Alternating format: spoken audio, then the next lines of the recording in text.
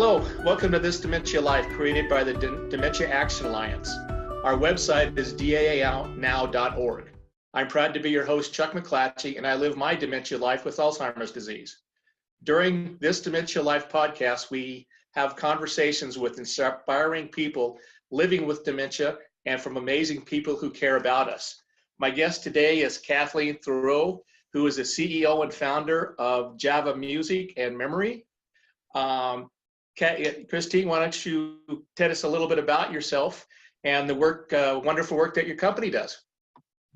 Great, thank you so much. I'm just thrilled to be here.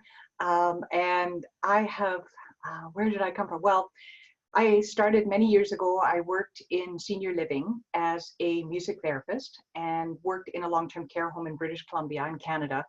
And when I started, I was 21 years old and I was very green. I didn't quite understand what I was getting myself into, but I knew that I really cared. And so throughout the years, I had been working, doing all kinds of activities as we do in long-term care. So I was part of, I started out as a music therapist, and then I moved on to being a recreation director. Then I was a volunteer coordinator for a while, and I kind of worked my way through the senior living industry as such. But what I saw around me always was the loneliness.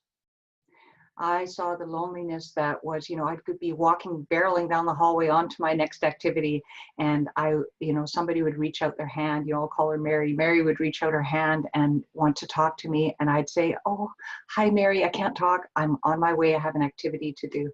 And it just was so difficult for me to do that, because I knew that she needed someone to talk to. She needed someone to confide in, that she was lonely. And it didn't seem to matter how many activities we threw up on the wall, that loneliness was everywhere. So what happened is, it actually, the programs that I developed, they're called Java group programs. They really came about through a personal experience of my own, and I'll share that with you, because it really it tells you about how it really evolved. And what happened is, in my own personal life, when I was a teenager, I had an older brother who committed suicide. And that was such, as you can imagine, that was such a difficult time for our family. We did not know how to deal with it, how to cope with it. I was very close to my older brother. I loved him dearly, and it was just incomprehensible to me that he would do that. And I somehow sorted out in my mind that it was my fault. And I took that with me all the way into, my 20s, and I was just grieving, and I didn't know how to do that. And at some point, a friend said to me, "Kristine, why don't you go to a grief support group? I think that would help you." And I said to her, "Why on earth would I go to a grief support group? What we would be doing?" I said, "I can just imagine. We'll sit around a table. There'll be a whole bunch of us that are sad, and we're all going to be sad together. Like, how could that possibly help me?" And she said, "I think you should go." And I was desperate, so I went. And I can't tell you how amazing it was to sit with people who were going through the same thing as me. We laughed, we cried, and then we laughed some more. And I bonded with those people. I went weekly for many years, actually, and I got really close to them, and I'm still friends with some of them. And at that time, I was working in senior living as a music therapist, and I looked around and I thought, why don't we have any peer support groups? So I'm thinking peers, helping peers. That's what I was doing in my support group. And I thought, why, and I knew out in the community, there were peer support groups, but they were non-existent in senior living. And all around me were lonely people who were just dying to connect. And we were serving them this endless, relentless diet of light entertainment, social events, bingo, bus trips, the usual help me here games, and it just didn't seem to make a dent into loneliness. So I thought, well, I'll start up a peer support group. I thought, how hard can it be? I had been in one myself, and I thought, and I'd done lots of groups as a music therapist, and I thought, well, I'll just start one up. So I got a group of residents together. We, many of them had dementia. Some had there was one woman there who had schizophrenia. There was another younger man there with some mental health issues. undefined. And so what happened is in that group, I got them together and I thought, well, we'll just, share like I did in my group. And what happened is it fell apart almost immediately. There were two men in that group who really didn't like each other, and they got into an argument right at the beginning of the group before we even started, and then they both got up in a huff and left. And then when it came time for one woman to share, she started talking and she went yak, yak, yak, yak, yak, yak, and it went on and on and on. And I thought, oh my goodness, this is a little harder than I thought. And so what we did is with that pilot group, this was way back in 2003, we started talking about how can we make a peer support group that really works in a long-term care home with people living with dementia and other related challenges. And so that's how the Java Music Club, which is our first peer support group, came to be. The residents told me what they wanted and what they needed.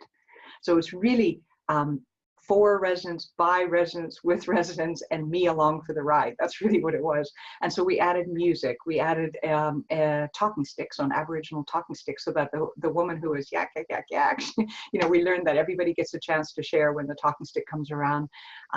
We added poetry. We added quotes and readings and things that could really help people re-engage with whatever the topic was. And that's really the roots of the Java Music Club and the roots of all this peer support movement, which is what Java Group Programs is about, all with a end goal in mind of ending loneliness. What I have to agree, what saved me when I first got diagnosed, and you feel that loneliness. I mean, it's like you're in a world all by yourself and nobody else is there. And when I went to my first support group meeting, being able to talk with other people there, and it's just grown. So I'm excited that they finally decided, somebody thought to put it in the nursing homes, where you're right, the people are so lonely and they want to have interaction, but a lot of them don't know how. And when you can put a little link to what they're interested in and get them to be involved with somebody else, I think it changes their whole mental process. Have you found that the reaction of the people that are involved with you? Yeah, absolutely. What I found is that even people who initially came to the program with some resistance, one of the things people often ask me is, why is it called the Java Music Club? And it's because we didn't want to call it a psychosocial, therapeutic, non-pharmacological peer support group, because nobody would come. It had to be something that was inviting, so we called it Java, just for coffee, and then music was just to lure people in. So it's not about the music, it's not about the talking stick or the pictures that we use, it's all about peer support. So peers can help each other the way that no one else can. And from my own experience in being in a peer support group, what I've discovered is that it isn't as though my problems can be fixed, because, my older brother was not coming back. That was the end of it. But what happened is that this pain that I was carrying inside me, the anxiety, the worry, the grief, and all of that suddenly shifted because I was no longer alone with the problem. That was the magic of it. I was no longer alone with it, and that made the unbearable suddenly become bearable. And that is the magic of peer support groups. And so you think, well, why are there almost no peer support groups in long-term care homes, assisted living, retirement? They're everywhere in the community. The Cancer Society uses them. Diabetics use peer support groups. They're everywhere, but they're almost non-existent. So I just set out, I thought, that's it. We just need to do this. And I'm just going to take this Java Music Club and going to keep working with it. And I'm going to march my way across Canada. And then I'm going to turn right and go down to the US, and I'm going to march my way back. It was really daunting in the beginning, but I have to say, there's over 1,000 organizations now across Canada and the US who have embraced this concept, this model of peer support. That's amazing. I know I'm with a support group that meets once a week on Zoom, and there's probably on and off about 15 of us, and we all have I'm trying to think of the degenerative conditions. All of us have different forms of dementia and that. but it's a place where we can be normal, because everybody there, we can laugh and joke at ourselves. And it really takes, you know you're not alone, and you can laugh and joke with each other. And the whole mentoring process kind of, have you noticed that it kind of forms, even if it wasn't that there would be kind of a mentoring going on at a very smaller level, because people will get attached to each other. If they see somebody, maybe two ladies that are sitting there that have something in common, and then they start kind of relying on each other. Have you noticed that? Absolutely. I think, when what happened is I went back to school and did a master's in gerontology, and I took this Java music club and evaluated it. And I remember when I was doing my defense for my master's, I remember my supervisor said to me, if you could pick one thing that you think is an outcome of these peer support groups, what would it be? And I said, it's the friendships that get developed. Friendships, the most unlikely people. Those two men I told you about who couldn't stand each other, they kept coming to the Java Music Club, which was so amazing. I had to sit one at one end, one at the other. But I'll tell you, in 6 months, those two men were buddies. They had formed a friendship. And that is only because of the magic of peer support. It's that when we start sharing what's really going on for us in our hearts, then empathy starts to flow between people. I've done it. I had experienced it myself. I've seen it in these peer support groups 1,000 times. And that empathy, that's what we're craving for. We're craving for real, meaningful human connection. And that's why the problem with this, these social calendars that are filled with multiple events, because they're based on entertainment and distraction, it's not helping the problem of loneliness. In fact, it's making the problem worse, because if you take a lonely person and you put them in a room with other people, that doesn't solve the problem. And I actually wrote a paper about this with some wonderful other people, like Dr. Robin Stone from the Leading Age. And the paper is called The Need for a Social Revolution in Residential Care. And you can download that paper. It's free. If you just Google it, it's free to download. And I talk about this, this diet of entertainment and distraction and how it's killing us, how we have to really shift our focus. And I believe that we need to move to a model of peer support and peer mentoring. Have you also noticed that when you have this group together, that it kind of jumps all ethnical, religious, any type of beliefs people have kind of, or assumptions kind of go out the window, and that people are more accepting to one another because they know they're kind of going through the same thing, and they can, it kind of helps open the dialogue between one another? Yes, I have witnessed that. That's an excellent question. And I think what happened after we had the Java Music Club going for a while, someone said to me, as the facilitators of the Java Music Club asked me, they said, I wish we had something like this, these peer support groups for people with more advanced dementia. And they were adapting it and trying to make it work for people. And I said, we're going to put one together. And so we did. We developed a second program called Java Memory Care. And in that program, I remember when we started piloting that and trying it out, I remember a nurse saying to me, she said, Kristine, surely you're not suggesting that people with advanced dementia who are nonverbal are able to engage in peer support, in helping other people. She said, how can they help other people when they can barely help themselves or can't help themselves? And I said to her, not only are people with advanced dementia, living with advanced dementia, capable of helping one another, they are magnificent at it. And I've seen it so many times that, as long as we know what we're doing, when we put the right structure in place that supports people in doing what we are hardwired to do, which is to help each other, to nurture each other, to comfort each other, that happens in spades. I've seen people, for example, somebody who is nonverbal with dementia, one of the steps of the 12 steps that we do in Java Memory Care is called passing a handshake, and taking somebody's hand and guiding it over to somebody else, and them turning and looking at each other and connecting and comforting each other. It's the most amazing. It's hard to describe how beautiful it is. Yeah, so great question. And so, I think I kind of skipped over what you were asking, which is what about different ethnicities? And we've discovered that, one of the reasons why the Java Memory Care program works so well is that it's focused on the emotional content, so the emotional connection between people.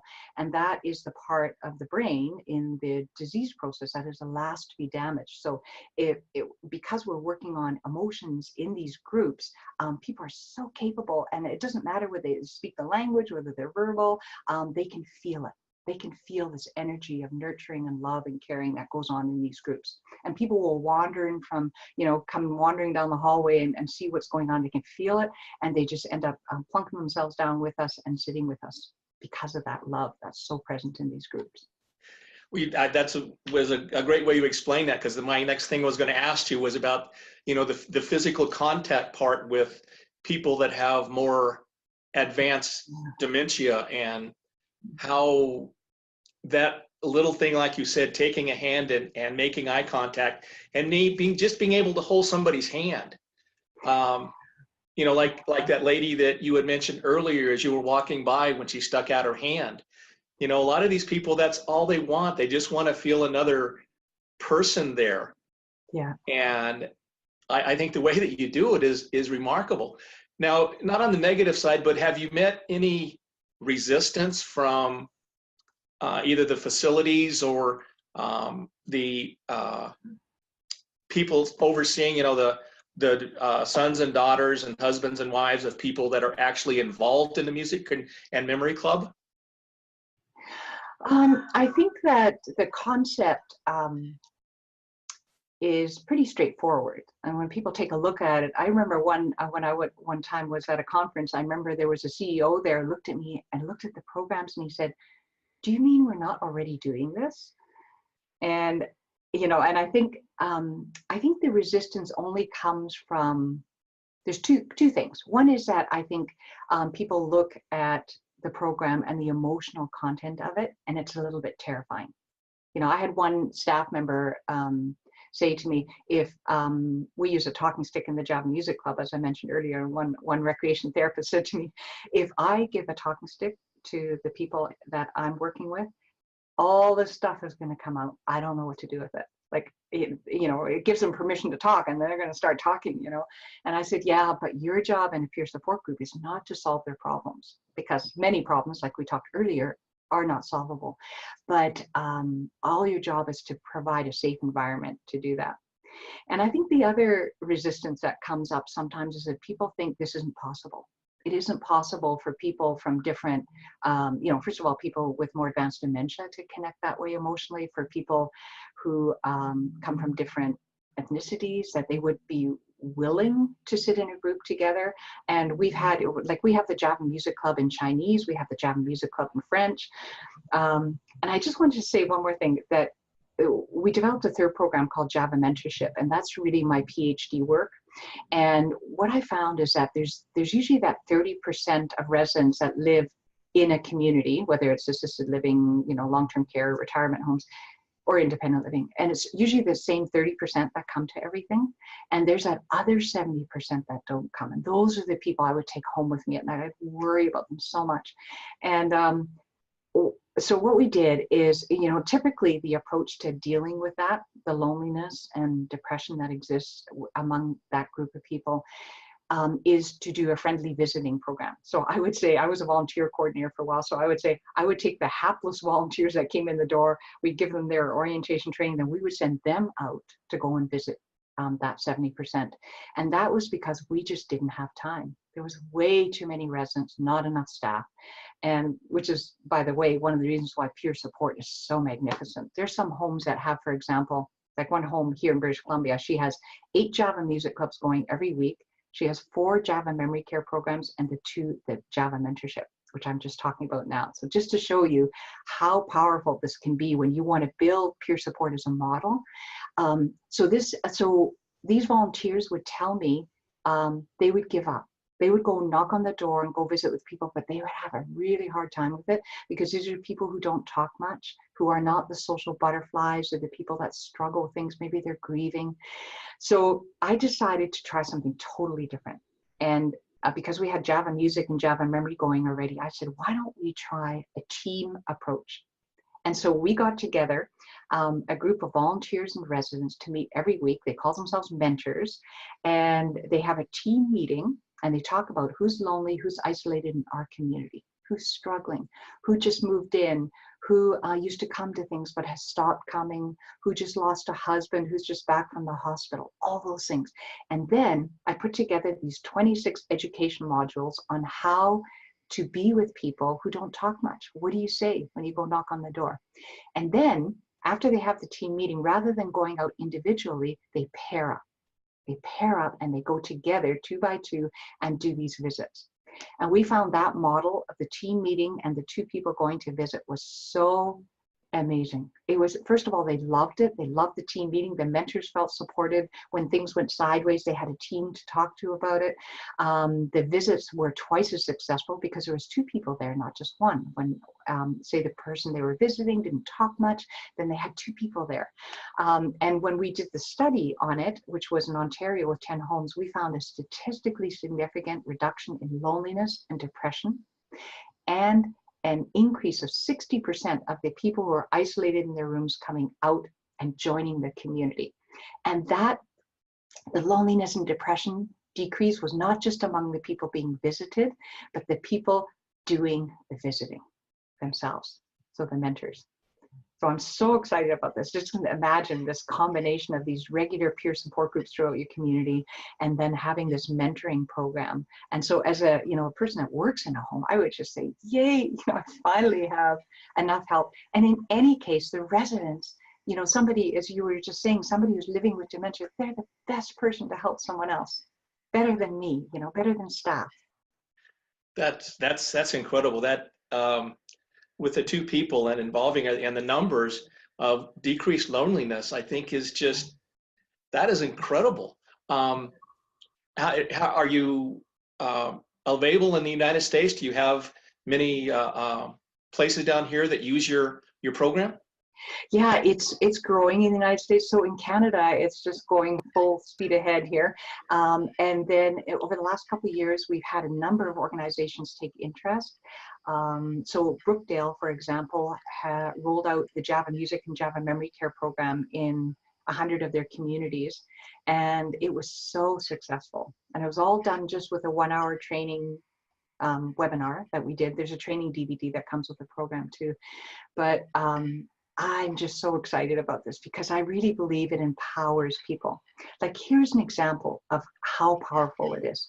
In the Java Music Club, so way back in 2003, when I started the Java Music Club, we were running for a week, and a man whom I'll call John moved into our community. He was from up north. He had Huntington's.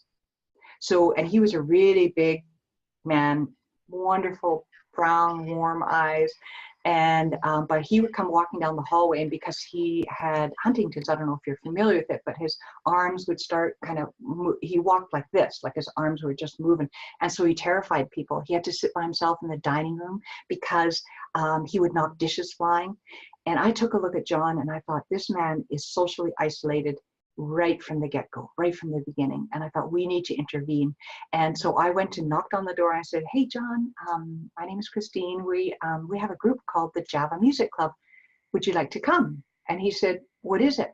And I said, well, we sit around, we talk, we play some music, we share, it's a great place to get to know people. And he said, sure. So he came in, and there was my Java Music Club, and there was Mary, little Mary, who was a longtime member already of our Java Music Club. And she took a look at John, she looked at me, and she was like going, like, don't bring him in here. She was terrified of him, And I said to, the Java Music Club, said, John, this is the Java Music Club, this is John. And he sat down, and when the talking stick came to him, he started to share how lonely he was, how he was missing his wife, his children, his family, his friend.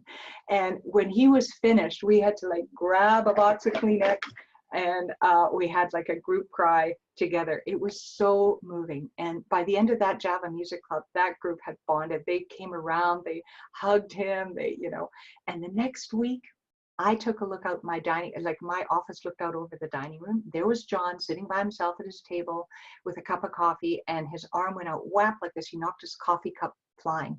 And Mary was way across the dining room. She's a tiny little thing. She gets up, she hustles over to his table.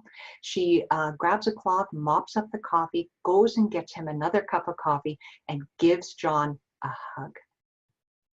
And it wasn't just that entire dining room that saw that happen, but it was me too.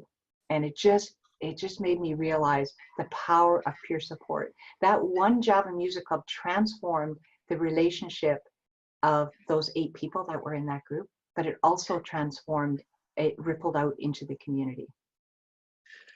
That's just incredible.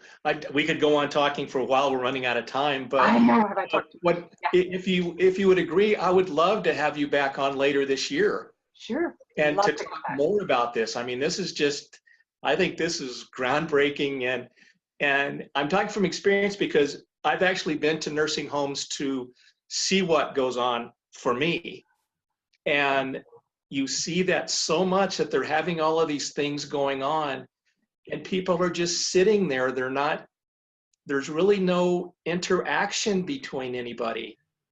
You know, they're having them exercise in their walker or whatever, and they're doing this and they're doing that.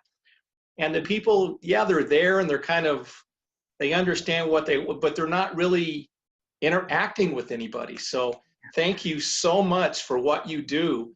And I hope a lot that it takes off and they get it in every care facility because it's so badly needed. And thank you so much for being with us. Yeah, thank you so much for having me. It was a privilege and a pleasure.